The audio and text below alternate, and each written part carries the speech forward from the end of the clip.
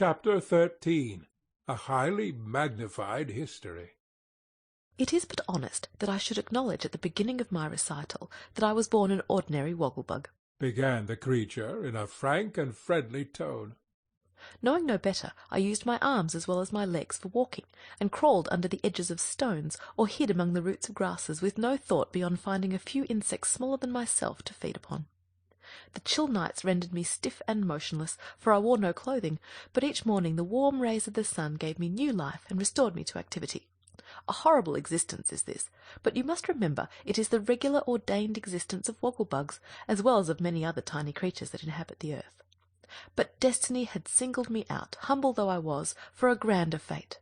One day I crawled near a country schoolhouse, and my curiosity being excited by the monotonous hum of the students within, I made bold to enter, and creep along a crack between two boards until I reached the far end, where, in front of a hearth of glowing embers, sat the master at his desk.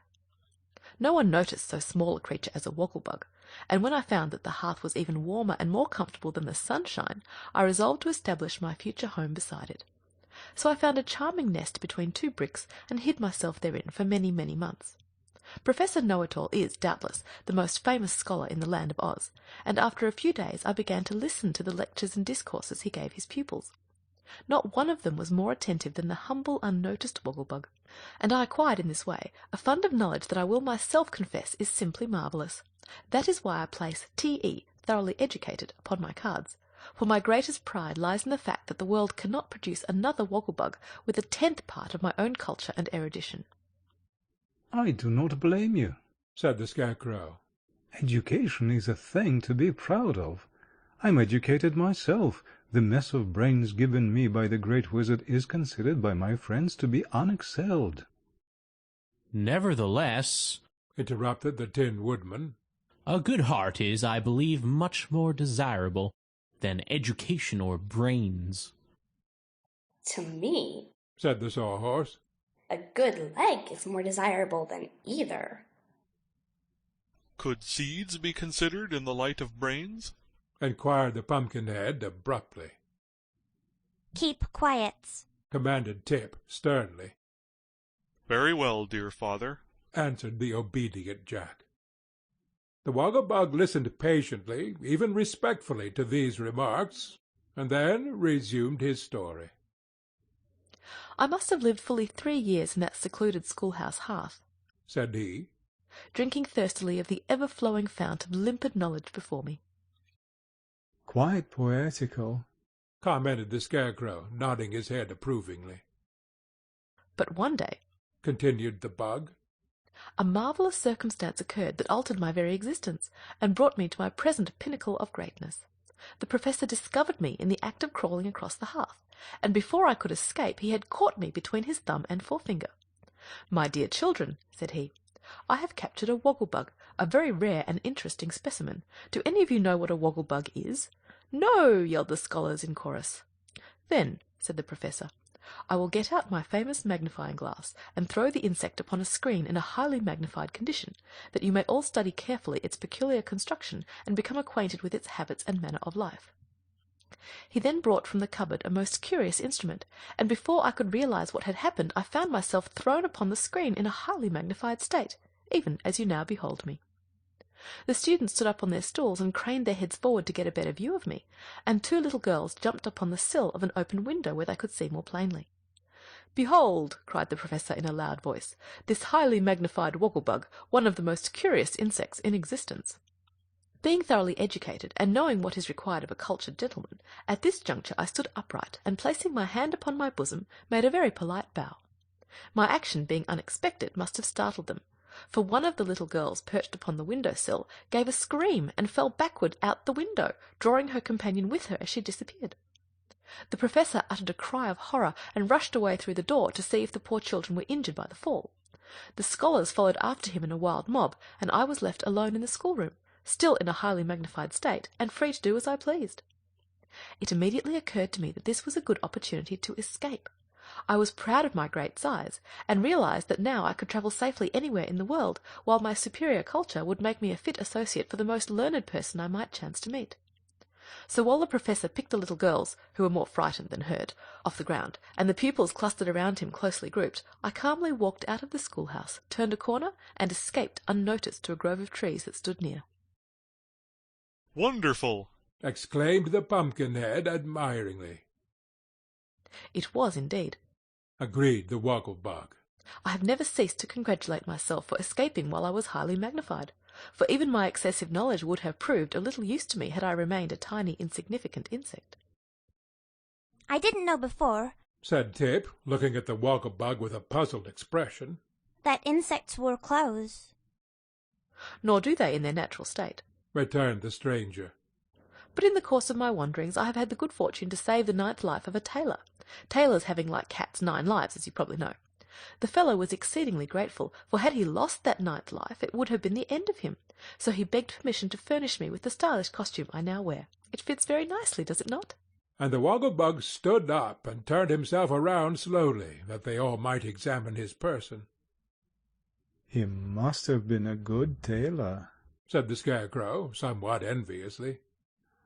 He was a good-hearted tailor, at any rate, observed Nick Chopper. But where were you going when you met us? Tip asked the Woggle-Bug. Nowhere in particular, was the reply, although it is my intention soon to visit the Emerald City and arrange to give a course of lectures to select audiences on the advantages of magnification.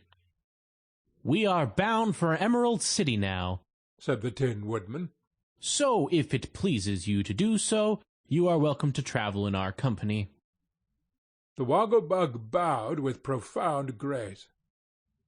It will give me great pleasure, said he, to accept your kind invitation, for nowhere in the land of Oz could I hope to meet with so congenial a company. "That is true," acknowledged the Pumpkinhead. "We are quite as congenial as flies and honey." But, pardon me if I seem inquisitive, are you not all rather, unusual? asked the Woggle-Bug, looking from one to another with unconcealed interest. Not more so than yourself, answered the Scarecrow. Everything in life is unusual until you get accustomed to it. What rare philosophy! exclaimed the Woggle-Bug admiringly. Yes, my brains are working well today, admitted the Scarecrow, an accent of pride in his voice. Then, if you are sufficiently rested and refreshed, let us bend our steps towards the Emerald City, suggested the Magnified One. We can't, said Tip. The Sawhorse has a broken leg, so he can't bend his steps, and there's no wood around for us to make him a new limb from. And we can't leave the horse behind, because Pumpkinhead is so stiff with his joints that he has to ride. How very unfortunate, cried the Woggle-Bug. Then he looked the party over carefully and said, If the Pumpkinhead is to ride, why not use one of his legs to make a leg for the horse that carries him? I judge that both are made of wood. Now that is what I call real cleverness, said the Scarecrow approvingly. I wonder my brains did not think of that long ago. Get to work, my dear Nick, and fit the Pumpkinhead's leg to the Sawhorse.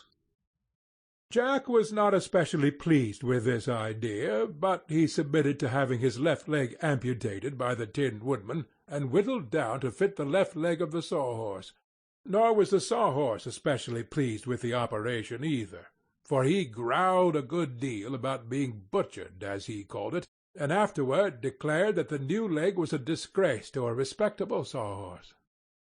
"I beg you to be more careful in your speech," said the Pumpkinhead sharply. "Remember, if you please, that it is my leg you are abusing." I cannot forget it, retorted the Sawhorse, for it is quite as flimsy as the rest of your person. "Flimsy? Me flimsy?" cried Jack in a rage. "How dare you call me flimsy?" Because you are built as absurdly as a jumping jack, sneered the horse, rolling his naughty eyes in a vicious manner. Even your head won't stay straight, and you never can tell whether you are looking backwards or forwards. Friends, I entreat you not to quarrel, pleaded the Tin Woodman anxiously. As a matter of fact, we are none of us above criticism, so let us bear with each other's faults. An excellent suggestion, said the Woggle-Bug approvingly. You must have an excellent heart, my metallic friend. I have, returned Nick, well pleased. My heart is quite the best part of me. But now let us start upon our journey. They perched the one-legged Pumpkinhead upon the Sawhorse, and tied him to his seat with cords, so that he could not possibly fall off. And then, following the lead of the Scarecrow, they all advanced in the direction of the Emerald City. End of chapter 13.